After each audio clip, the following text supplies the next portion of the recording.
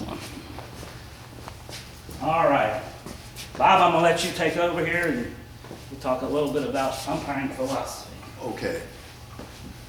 When we're umpiring, the majority of us right now are going to be working in a two-man system, which means you'll have a plate umpire and a field umpire. If we follow proper mechanics, it will have us in an optimal position to make the call on the play and be ready to advance to the next play, because there's just two of us out there to cover the entire field. So you have to be ready to both make a call and to move to your next responsibility. And when we're umpiring, we want to umpire in order of responsibilities. Daniel, can you get the lights, please? I've got a slide up here. We try to umpire in order of priorities. Now, I left it out, but the very most important one is ball strike, which is our first priority. I dropped it off the slide. That being said, after ball and strike, we want to worry about, is the ball fair or foul? Then, do we have a catch or a no catch? Then you have to worry about your specific plays. So, if you're the plate umpire and there's a fly ball to left field, that's your play. You've got to make sure there's a catch or there's no catch. Rule if there's a trap ball or a caught ball. So those are your responsibilities. Your partner will have their responsibilities. And we will go through all this stuff in more detail as we go along. On outs and safes, or safes and outs, depending on how you want to approach it, important thing is timing. Let the play develop and you see the entire play. The great thing about baseball is you don't have a clock. You don't have to make an immediate decision. You can look, process, and then call. It's called pause, read, react. And if you do it in that order, you'll stay on top of things. Of course, you're giving it time. How many times have you seen a ball get in, fielder has it, they go to apply a tag, and everybody's thinking he's out, and the ball was rolling along the ground? Give yourself time. Timing is really important, and we'll get into some techniques as we move along, how you can develop good timing on plays. Okay? Game management is the one thing that separates good umpires from great umpires. Game management is how you handle situations that develop on the field outside of safes and outs, where there's disagreements on calls, disagreements on the rules. Your game management skills will get you through most of the issues that you will encounter on the field. A lot of that is how you manage people. So if you have good people skills, you should be able to have good game management skills. Putting the ball in play after a dead ball. This is something where your partner, as a plate umpire, you're going to control when the ball's in play. It's important that your partner knows when the ball is played. Generally, you want three things to put it in play. You want the pitcher on the rubber or in the circle, ready to pitch. You want the catcher down and ready to receive, and you want the batter in the box ready to hit. You have all three, play. Now, at that point, my partner knows the ball is live, and any action that goes on is actually legal. If the ball's not in play, they might start throwing the ball around, and it doesn't mean anything. So it's important you have the ball in play after any dead ball. Handling situations is very similar to game management, and again, we'll get into more of that as we go along. And the last thing is communicate. As umpires, before a play, we communicate non-verbally with signals. After the play or during the play, we'll communicate with our voice. So for example, if Bruce and I are on the field and Bruce is the first base umpire or the field umpire, and I've got a ball where I'm gonna cover a base for him, I'm gonna let him know, Bruce, I've got third, or Bruce, I've got third if he comes. And we'll communicate verbally during the play. So we'll signal before a play and we'll talk during the play. And I will turn things back over to you. Can we get the lights back again? All right, one thing we need to talk about is uniforms. I'm gonna start at the top and work our way down. We have a blue umpire cap.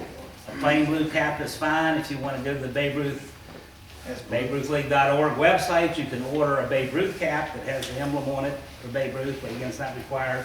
But we need a plain blue cap, a powder blue shirt, or for baseball, they can have all sorts of colors for baseball. So, but for softball, it's like a powder blue shirt, pullover. I do have some extra ones that I can't fit into anymore, so you might want to get one here instead of having to order one. They're like Back where the camera can see it. $40. Oh, over here. They're like $35, $40, and I'll give them to you for $10 because they're slightly used. And then, of course, you'd have a black belt, black shoes, and we have two colors of gray. Forever and ever, they used to use a heather gray, which is a little bit lighter gray, like this. And now everybody seems to be going to the charcoal gray, which is a little darker. They're a little bit Those look like they're more faded a bit, Bruce. Oh, wait a minute, I'm sorry, I got them reversed. Here's the heather, okay. Here's the heather, these are the charcoal, a little bit darker. They seem to hold up better with the dirt and all the charcoal does. Yeah. And in high school, we wear charcoal in a red shirt. It looks really good. It's got a good contrast to it. But either one pair of pants you want to get is fine. Yeah. Really quick. What you want to try to do is coordinate with your partner. So normally from your schedule, you know who you're working with. And so what I always do is at the beginning of the week, I contact my partners for the week and I'll say, hey, we're at, and I'll give the specific place where we're at, what time it is, and then I'll usually ask them, what colors do you want to wear? Or I'll ask them, what do you have available? Because I can match just about everybody because I've been around too long. And the longer you do this, you just accumulate things, including stuff that doesn't fit you any longer. For, really quick, for Rockville, make sure you talk to whoever your assigner is at that field to make sure because they may be a little bit different with what they want you to wear. For the Glen Allen kids, I'll give you a shirt that you'll wear, which you've probably seen the blue ones that the kid umpires wear, and then usually have khaki shorts or khaki pants, something like that. We're not quite as formal with you guys for what you're wearing out there. But yeah, just see me after the meeting and I'll get you what you need. Okay. A little bit more going umpiring philosophy. As an umpire, we're expected to be fair and impartial and above reproach at all times. So if you have some type of connection with the team that you're umpiring, say your daughter, son, brother, sister is playing, actually in that whole league, you shouldn't be umpiring in that league. Okay, that's a conflict of interest, and Glen Allen's a little bit different because everybody's in the same league, but especially for the adults, if you have a kid playing for Rockville, you shouldn't really be umpiring the Rockville leagues. If you do, make sure it's at a different age group from where your kid's playing. The main thing is to get the call right when we're out there. In the olden days, umpire would make a call, and no matter what, he was going to stick with that call. Now, if a coach comes to you after a call and he may ask you, can you talk to your partner to see if your partner might have had a different angle in that play and maybe could possibly change the call? Well, you would get with your partner and you would talk about it and basically would say, did you see anything that would make me change my call? Right. And Generally, when that happens, whoever made the call is going to ask for time, I generally tell the coach, Coach, I'm gonna go for help. You go back to the dugout, and whatever we decide, you have to live with. That just sets some expectations, so things don't get past the point of huge disagreement after we've consulted. So, once I have the time, and I've sent the coach back to the dugout, we'll get together. And hey Bruce, did you have a pulled foot on that? Or, hey Bruce, did you see something that I might have missed? And Bruce is gonna give me what he has. If I'm 100% sure that I saw what I saw, which I should be, Mhm. if I'm not, I'm not gonna say a thing. I said, no, Right. I don't have anything to give you. But if I said, yeah, she pulled her foot before she caught the ball, then Then I'm I'm gonna- 100% sure that he's gonna, Then, once Bruce has told me that, I say, okay, then I didn't get the pulled foot, I'm gonna reverse the call. So usually with a pulled foot situation, it means I probably outed her. So now, because I'm the calling umpire, I'm gonna indicate safe. And now, because I've reversed the call in favor of the person who's made the protest, I'm getting ready for the coach from the other side to come out and talk to me. And he will come to talk to me. I'm not gonna let him talk to Bruce. He's gonna come and talk to me. And what I'm going to tell him is, Coach, we got together and our primary concern is getting a call right, and we will extend the same courtesy to you. Now, at that point, I've explained what's happened. Everybody knows what's there, and it's up to him to decide to accept what I've told him or to continue the conversation, which in all probability is not going to end up well for him. Okay? and baseball and softball is one of the very, very few sports that this happens. Nobody else allows coaches to come out on the field or the court and question an umpire's call. But baseball and softball has historically been that way, so that's the way it is. Know the rules. I've got some, for softball guys, I've got some last year's rule books. They made 2 rule changes is all they made. But I've got some of those if you want to take them home and look at them. Take your time, read a chapter at a time or whatever. And then if you have any questions, Bob and I are both available. Right. You go have our email addresses. You can email us anytime and we'll get back if you have a question about any of the rules. Okay? Proper signals and mechanics are a necessity, okay? When you're starting out, you're not gonna be really sharp with some of your mechanics and all, but it just takes experience. Like everything else, the more you do it, the better you get.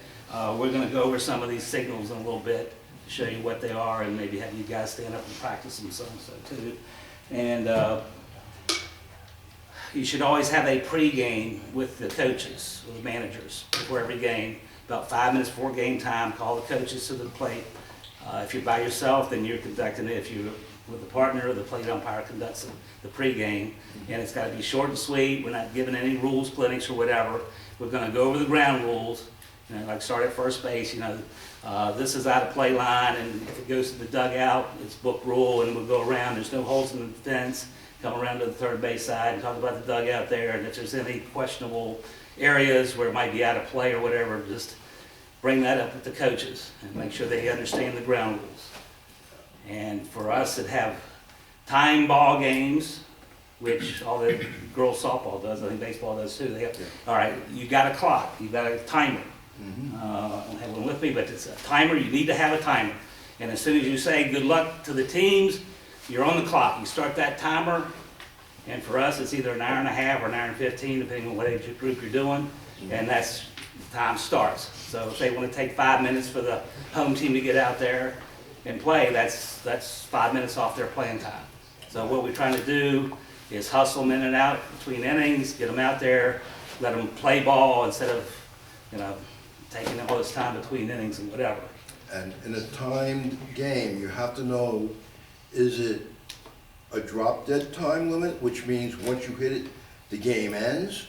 Or is it a no new inning, which the majority of the games that we umpire are, which means you hit time limit and you finish the inning you are in. So if the home team is batting when you hit time limit and they're ahead, you can stop the game. If, however, the home team is trailing, you complete that particular inning. All right, any questions about that? All right, I'm gonna go into definitions, and these apply basically to both baseball and softball. Definitions, I believe, should be Rule 1 in every rule book. It never is, it's usually Rule 2. But everything is based on definitions. If you don't know the definitions of the sport you're doing, you don't know the rules. You see? Folks, So we're gonna, oh, go ahead. yeah, one second. Even if you don't read anything else in the rule book, read the definitions. If you know the definitions, you'll be able to umpire. It's truly the most important rule in the book. And when you're talking with coaches about a play, try to use rule book terminology. So hopefully they understand that. Hopefully. Some coaches don't. All right, there's probably about 40 or 50 definitions in the book. I've got about 20 of them that I want to go over because Did you get some of them you guys are going to know. If you ever played ball, you know it. You got those there? All right, well, I'm going to go in alphabetical order. Appeal plays. Anybody tell me what an appeal play is?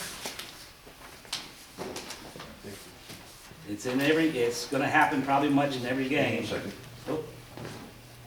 Um,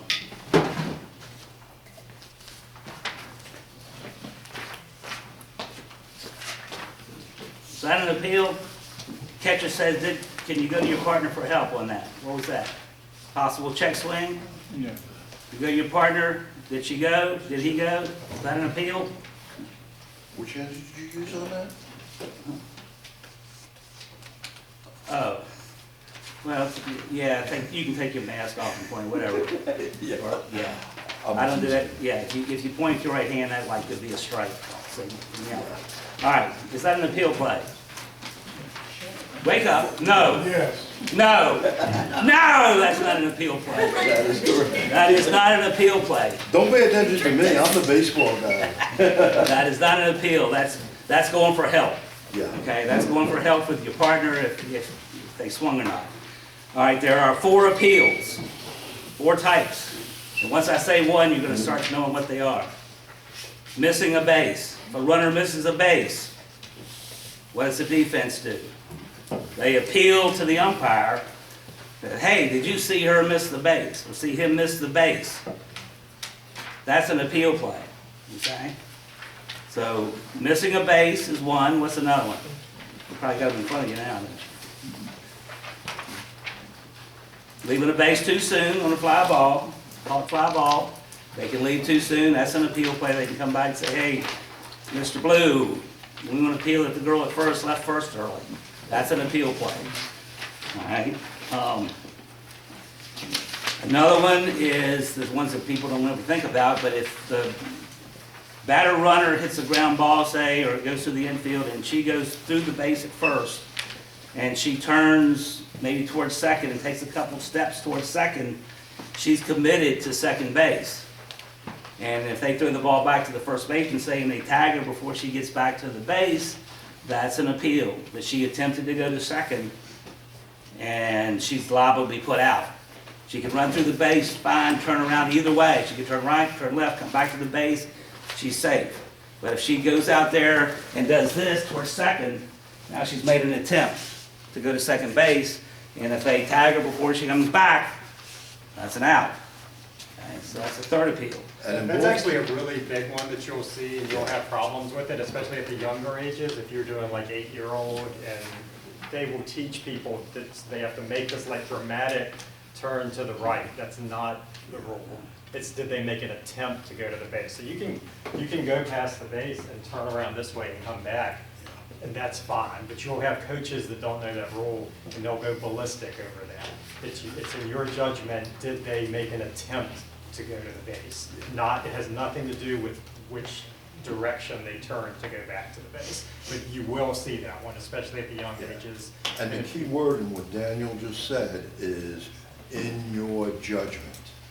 So if you're watching that play, you have to make the decision, were they just turning to come back, or were they turning because they wanted to go to the next base?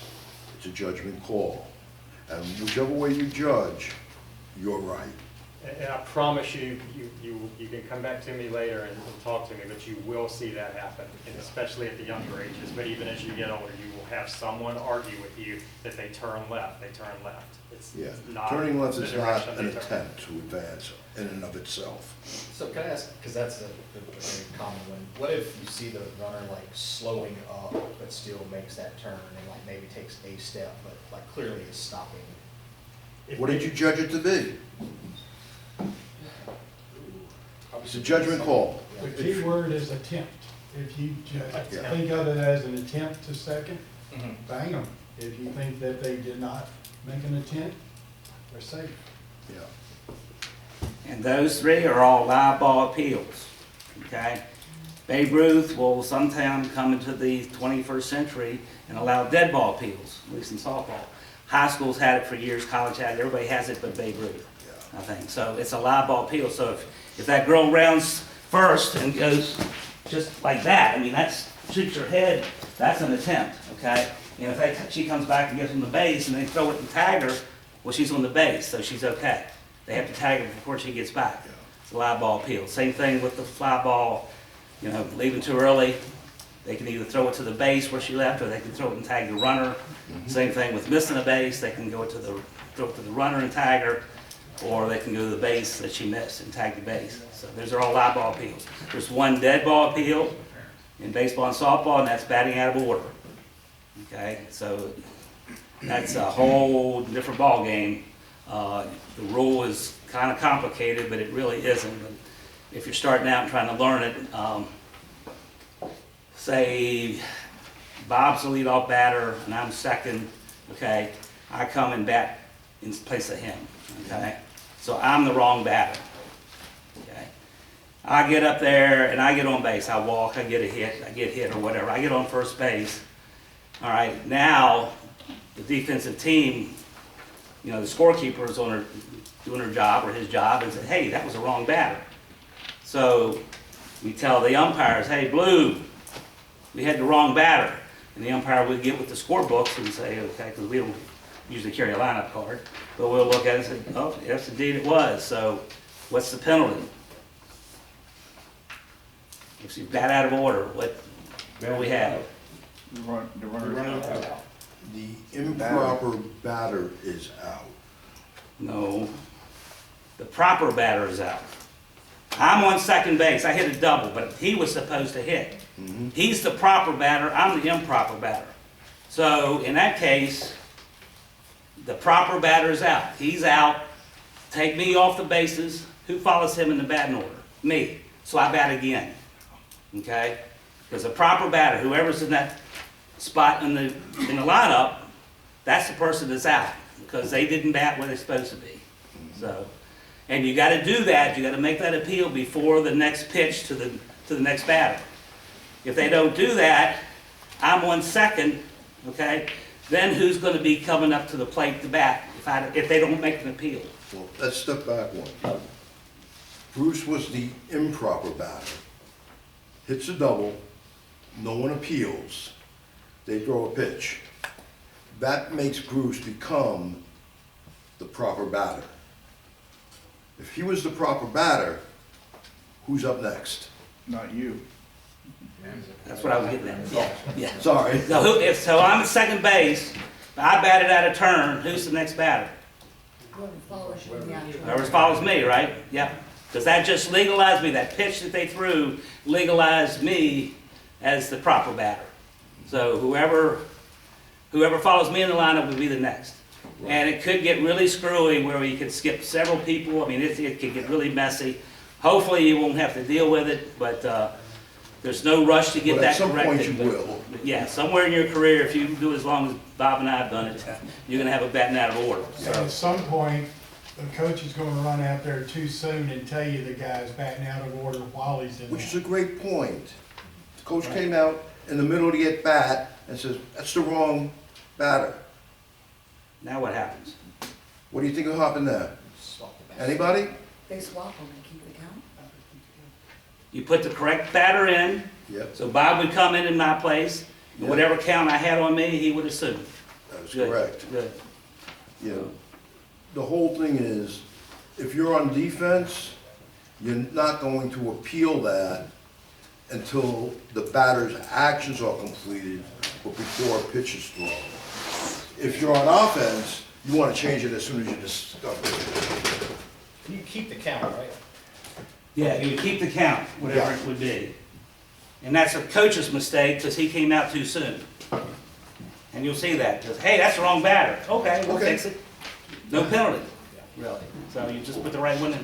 But if you let them bat, and then if they get on base, you're gonna get them off the base and you're gonna get an out. But it's gotta be done before the next pitch. So they get on base and the next pitch is thrown, nothing. It's too late to appeal. Yeah. Yeah, too late to appeal. Yeah. Same thing with any appeal play. Missing a base, you can't do it after the next pitch. Leaving too soon, you can't do it. And advancing to second and coming back, as soon as she gets back, it's too late on that. A pitch Being a local after league umpire, action you'll probably legalizes know that people action. that are batting. So if you know somebody's out of order, you can't say anything. Right. You have to keep your mouth shut and let it happen. All right, baseline versus the base path. Baseline is very simple. We got from home to first base, this is our baseline. From first to second, that's our baseline. Second to third, third to home. It's a straight line between the bases, that's your baseline. What's the difference between that and a base path? The base path is where the runner runs. Does he have to run or she have to run in the baseline? No.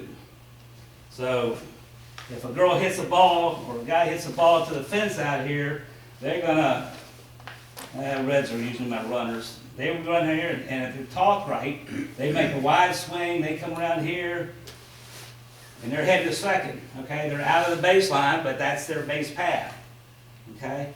Where does that come into play with us? If we have, say, they turn here, and now the throw comes to second. And the ball's there, and this runner said, oh, I'm not gonna make it to second. So now they turn and go back to first. They're in their base path, right? Now they throw it to first. Oh, now he's gonna go to second. He's still in his base path, but he's outside the base line, right? He's not directly between the bases. So he establishes his own base path from where he goes. So they go back and forth. Eventually, he'll probably, if they have many throws, he'll probably be in the baseline, trying to get safe either back at first or back to second. But the runner establishes their base path. And we know that if a play's been made on a runner and she goes more than 3 feet outside the base path while the play's being made on them, we got an out. You've seen that, I'm sure. You can't, somebody's waiting to tag somebody and they go way around here to avoid the tag. Once they get 3 feet, which 3 feet is that, 3 feet is that. I don't care how big they are. That's 3 feet, that's 3 feet. So if they go through this and the runner goes outside of them, we don't have a dead ball, we've got an out. So outside the base path, we got an out. And Bruce makes a good point. That ball is live, because there may be other runners on base who are still eligible to either advance or to be put out. So that'll be a live ball out for going out of the base path. Batted balls, there's 3 types: fly ball, ground ball, line drive. They will, when we talk about infield fly and stuff, that's where you need to know the difference between that. It's pretty straightforward: a fly ball, ground ball, line drive. Okay. The batter versus the batter runner. There's a rule in there about the batter. There's another one about the batter runner. And the batter is the one who is in the batter's box, ready to hit. That's the batter, very easily. The batter runner is the person who's no longer batting, is now in the process of advancing around the bases.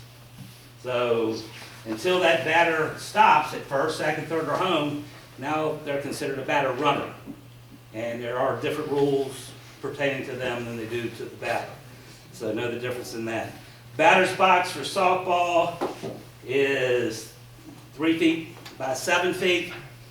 And it's hard to see on here, but 3 feet from the middle of the plate, which is the top of the V of the batting of the plate, 4 feet forward, 3 feet back. Baseball, it's 6 by 3. 6x3 in baseball, it's a little bit smaller for baseball. Yeah. So- And the baseball box is 4 feet across. 4 feet across? 4 feet across. Okay.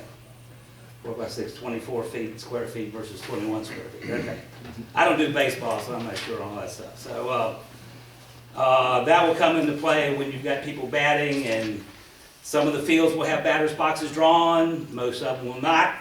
So, again, in my judgment, in your judgment, are they in the box when they make contact? One of the things you can do, bat your friend. How long's a normal bat? 34 inches for softball. Okay, 34 inches is 2 inches short of 3 feet. So if you want to measure out, and they're saying the batter was out of the box, take a bat. Put it down. That's a 34-inch bat, 2 inches past there, that's your 3 feet. If you know where the girl's foot was, or the batter's foot was, you can make a determination. If you're not sure, you can't rule on it. This is something where you have to be sure. But you have ways to help yourself, and using the bat to determine where the back line should be is one of the things you can do. But I highly do not recommend you do that. No. It's your judgment, so if the coach comes out and said, where did she step? You know, she stepped there, and in my judgment, that's outside the batter's box. Yeah. And her foot has to be completely outside the box, like contact with the ball in order to have an out, so. All right, a bunt. I'm gonna demonstrate what a bunt looks like. All right. Is this a bunt? Bunt attempt. Is it a bunt attempt? In baseball, it is not. Just squaring is not an attempt to strike at the ball, which is what you need for a strike. If, however, somebody squares and they move, now you have an attempt to strike at the ball. And there's basically two types of bunts. We got the sacrifice bunt, where they just square around like you did. Uh-huh. And then, And then you can have a running bunt, where they're trying to either push it or drag it. And on a running bunt, you have to make sure that 1 foot is in the box at the time of contact. yeah. Is the line part of the box? The line is part of the box. So if a foot is on the line, the batter is considered in the box. There is one caveat to that. I'll show it to you. This is legal, having a foot on the line in the box. This, even though my foot is still on the line, is not, you cannot have contact with home plate. So even though you're technically in the box, because your foot is on home plate, and you make contact with the ball, you would be ruled out. For those of you that play high school softball, I'm talking softball here, if you're in a high school game and you do this, and the ball comes in through here, okay, that's a strike. Okay? Babe Ruth is still in the 14th century, and Babe Ruth, if you're like this and the ball comes through here and you didn't move the bat, you call the pitch the way it was. If it's in the strike zone, it's in the strike. If it's over here, it's a ball. If it's bouncing, it's a ball. But in high school, you've got to bring the bat back to not be a strike. So that's a big difference between high school ball and Babe Ruth. Okay, you have to, if I'm in Babe Ruth, if I, move the bat at all towards the bat, or towards the ball, that would be an attempt. All right, and that would be a strike. But if they just turn around and hold the bat here and just stand there, you just call the pitch according to the strike zone. That's not an attempt in Babe Ruth, but in high school it is. So if you're familiar with the high school rules, you need to know that difference. Let's see where to go here. Catch. All right, a catch. Sounds simple enough, doesn't it? A catch, okay. A catch is, it's going to be a fly ball or a throw. Deals with catches. Ground balls, you don't worry about a catch on a ground ball. But to catch the ball, by definition, it's got to be in the glove or the hand. Can't be trapped against the body.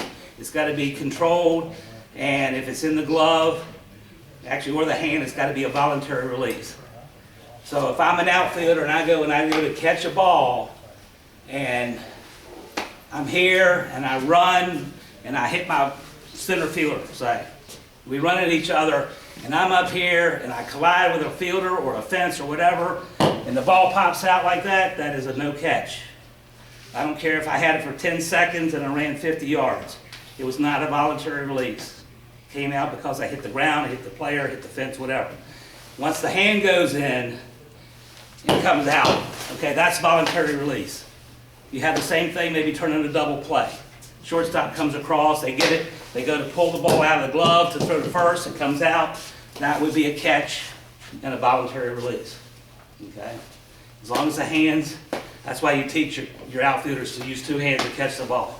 Because you can sell that catch a lot better if both hands are up there than if they just try to one-hand it and it drops out. So, if you're a first baseman, ball comes in low on a plate first, and you've got your glove on top of the ball like that. Is that a catch? He's on the ground now. Yeah, the ball's Getting on the ground, and I got my glove over top of the ball. Is that a catch at that point? No. We have a trap. That's a trap ball. So if she can lift her glove up and show control of the ball, this of course wouldn't be control, but if she brings the glove up with the ball in it before the runner gets to first, we got an out if her foot's on the back. But she can't just have it like that on the ground. She's not showing control. Okay? So that would not be a catch. Any question on that? Check swing, we talked about that a second ago, really, check swing real quick. What constitutes a swing? Looks like he's on Is that a swing?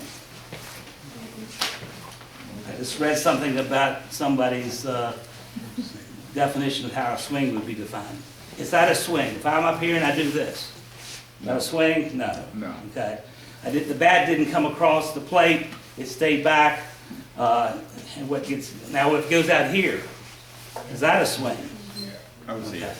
Probably so. The bat's out in front of my body, and I just saw a little good video about this.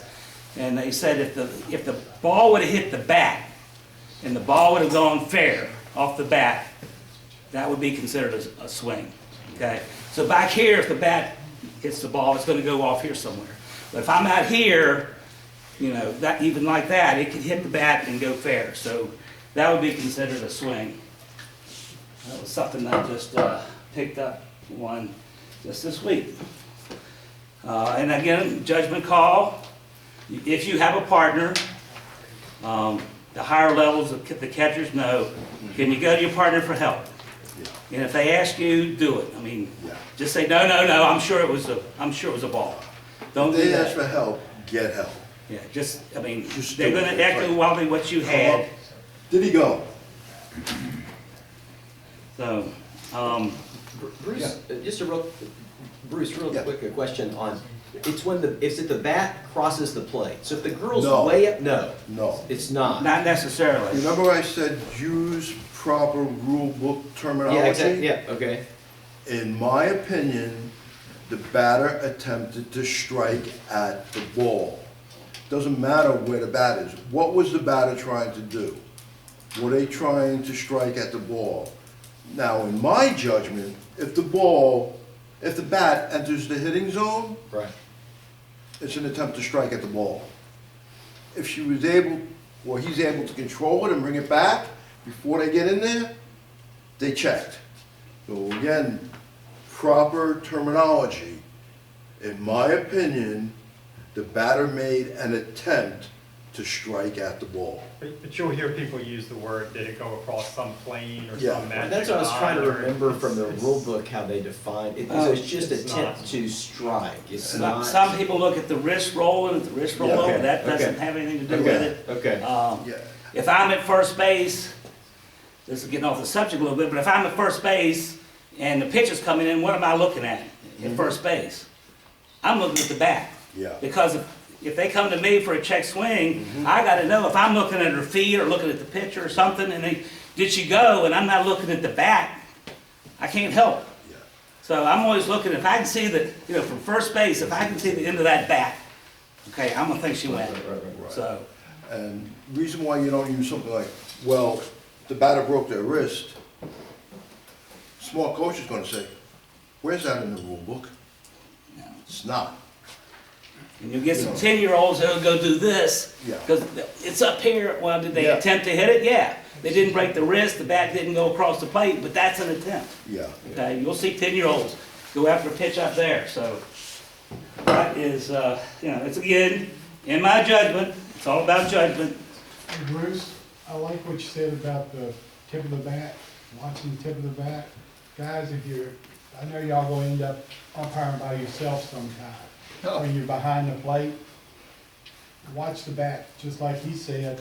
And if you can see the tip, you know, it's an attempt. If you can't see the tip of the bat when it goes around, then it's a strike you made an attempt at. You know, that's the best way I found, being by myself, that I can actually judge an attempt swing. Other than that, you really don't have nothing. All right, next thing is conferences. We have, actually like 3 types of conferences, but the main 2 that I want to talk about is the offensive and defensive conference. Defensive conference is when the coach requests time. Hey, Blue, can I have time? Yes, they can request time, umpire grants time. They don't say time. You know, they'll do that, but that doesn't mean the ball's dead. You know, you've got to grant time, but if they'll say, Blue, I need to talk to my pitcher, all right? So they go out and they talk to the pitcher. That's a conference, okay? Doesn't have to be a direct call. They could go talk to the catcher could go talk to the pitcher. That's considered a conference. But he stopped the game to deliver a message to the pitcher. You know, either directly or indirectly. That's a conference. How many can they have in an inning or a game or whatever? Anybody know? 1, yes, 1 per inning. High school is 3 per game in high school. 1 per inning in Babe Ruth. And actually, they can have as many conferences as they want, but after they exceed the limit, it's an automatic pitching change. So if they want a second conference in that inning, they should say, Blue, I'm changing pitchers. Okay? If they say I'm changing pitchers, it's not a conference because they're changing pitchers. Right. That doesn't count. So they could come back, you know, if that was the first one of the inning, they could come back later and have a conference later and that'd be okay. But if they change a pitcher, that should not be considered a conference. That's a pitching change. All right? They get 1 per inning. After that, if they go out there and they say, I'm not changing pitchers, they say, I want to talk again. Well, as soon as he crosses that line to go out there, that's his second charge conference. The pitcher has to be removed from the pitching position for the remainder of that game. Except in high school where he's allowed 3. Well, He can yeah, take all 3 Yeah, in the same inning, right. and he's fine. So you have to know the rule set you're working with. I have a question, real quickly. What is your, what's the position on a coach calling instructions to the pitcher from the side? That would be considered a conference, correct? I mean, calling pitches? No, I'm talking about, yeah, so, yeah. Glenn's on the mound. Does he stop the game He did not call time, he's hollering instructions to the pitcher. if he's Is he coaching? preventing the continuation of the game by doing that? I'm gonna call time and tell him, Coach, that's a charge conference, because he's stopping the game. Because The something, pitcher's out that's there. something they'll see. Yeah, I if think everything's you guys ready to will see roll, it. I'm not gonna let him get away with that. I'm gonna tell him, time, Coach, that's a charge conference. So if he wants to go out there then and talk to him, he's been charged for it. If he wants to stay in the dugout, he's still been charged for it, because he's delaying the game. I know that's something they're going to run into, especially in the rec league games. Yeah. They're gonna run One into other, it. one other thing, make sure that you're waiting, or that your coaches are asking you before they come out on the field. Yeah. What will happen, a lot of the times, especially with a pitching change or something like that, it's gonna happen after a walk, like somebody's walked several people in a row. Yeah. Well, they'll just, a lot of times they just don't know. But as soon as the walk happens and they're on the way to the base, they'll start walking out on the field. Make sure that you stop them and say, Yeah. go back, wait till that batter or the batter runner gets to first base, and then you call a time, because it's still a live play at that point, and there, stuff can happen. So make sure that you instruct your coaches and kind of teach them that they're not to come on the field for that conference until you have physically granted them time to do so. Because they won't, they'll just walk straight out on the field and think they act like it's their right and responsibility to come out there whenever they want to. But you're in control, you have to wait until that play is over before you call time. Yes. So, if the coach is screaming out directions or checking with the pitcher, but the pitcher never stops to focus on what the coach is saying. So, if I'm telling my pitcher, hey, this is batter so-and-so, whatever, watch his feet, but he continues his progression. He never stops. He never eye-to-eye contact with me. He just nods his head like, I heard you, acknowledge me, as he's still going through the motion. Is that considered a conversation as well, as long as he didn't stop? Once time is out, and I'm recognizing it as a conference, Mhm. they can do what they want. I'm gonna give them a reasonable amount of time to communicate. I don't care what they're communicating. As long as it's not profane, not something illegal, I'm just gonna let them go. It's up to them how their conference goes. I'm not gonna get involved with that. When I think they've had enough time, I'm gonna head on out and say, all right, guys, are we changing or are we playing? And I'll either escort the coach off the field, I'll go back, and we'll go back to playing. How the pitcher interacts with his manager, that's between the two of them. My next question would be, how long does a conference last? What's the time limit on the conference? 30 seconds. There is no clock in baseball and softball. Okay. Well, we do have time limits on certain things. Yes. So, in that situation he was talking about with the coach talking, in softball, I don't know about baseball, but in softball, once the pitcher has the ball, she has 20 seconds to deliver the next pitch. So if she's up there and she's got the ball and the coach is over there talking to her, after 20 seconds, that's a ball on the batter. Okay? So you can kind of, use that as your method to keep the game going, without having to charge a conference. And that'll straighten the coach up. He'll realize that he just can't delay the game because his pitcher's waiting for a signal or something. That's So- even if the coach is still on the field and everything, if the pitcher's got the ball, you can just, Well, if the coach is on the field, we've got a dead ball timeout. So as soon as he gets back or close to the dugout, he doesn't have to be in the dugout, but if he's 2 steps away from the dugout, I'm going to say, we're going to play.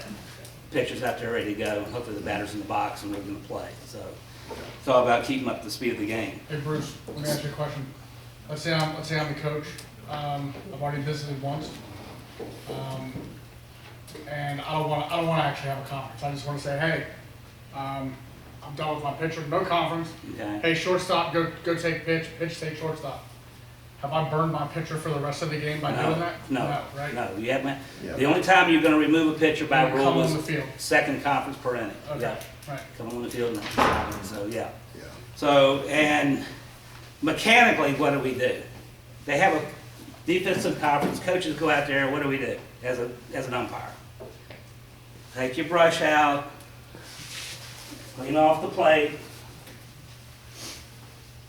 get it nice and clean, take about 10, 15 seconds, turn around and start walking out to the pitching circle or the mound. And one of the things I do is I try to herd the coach. So if I've got a coach in the first base dugout, I come out on the third base side and I start approaching him from the third base side of the mound, because I'm gonna herd him back to his side. If he's in the third base side, I come out on the first base side and I'm gonna herd him that way. Just because I wanna get him moving off the field as I'm approaching. If he sees me coming this way, he's gonna go that way. All right, that's a defensive conference. Now, offensive conferences. Same thing, coach requests time. It's usually the coach in the third base coach's box. Yep. Okay? They want to talk to the batter. Okay, so they'll say, hey, Blue, have time. Yes. Okay, so clock starts in your head. He comes down, they meet halfway or whatever, usually the batter will go halfway, the coach comes down and they talk. Again, do the same thing, clean off the plate, you know, kind of, if they haven't been broken up by the time you got your plate cleaned off, walk towards them. They should be seeing you coming and know to break it up, okay? That's a offensive conference. How many can they have? Offensive conferences. Technically unlimited. Who said that? Damn it. You got that right. Babe Ruth does not specify a limit on offensive conferences in inning, okay? I don't know why. But give them one, and if they try to do another, say, Coach, you've had your one. Coaches don't know the rules. You know, we don't want to have, especially if it's getting close to the time limit, they'll go out there, you know, they're batting in the bottom of the inning, and you know, they're up by 1 run, and they don't want the other team to bat. They'll try to delay the game till the clock goes off, okay? Which is okay. They can do it once, but that's it, okay? First person ever got that question right. So, congratulations. All right, any question about conferences? Courtesy runners. Third conference. Oh, okay. Third conference is not really the same type of thing, but that's when the catcher say, hey, Blue, can I go talk to my pitcher? Okay, that's a conference. There's, again, give them 35, 45 seconds, something like that. Yeah. And that should be plenty for them to talk about what they need to talk about. And that one, there really is no limit. But again, you gotta control the game. You gotta manage the game. Hey, you've already been out there once with this batter, you don't need to go again, stuff like that. So, but if it's a tight game and bases are loaded, you know, give them some leeway and let them talk and make sure that they are both on the same page. Okay? Thanks for reminding You me. don't want the pitcher and the catcher crossing. So Oh. a lot of times, it's in your own best interest to let that catcher talk to that pitcher with runners on base. Lynn, you got- What if the manager tells the catcher something to tell the pitcher, and Oh. the catcher goes out there? Different situation. Yeah, that's what we said about a while ago. But, That's a defensive conference then. yeah. And what is it? Huh? What is it then? It's charged, right? It's a charge conference, it is. If you know for a fact that, yeah, the Yeah. coach has delivered a message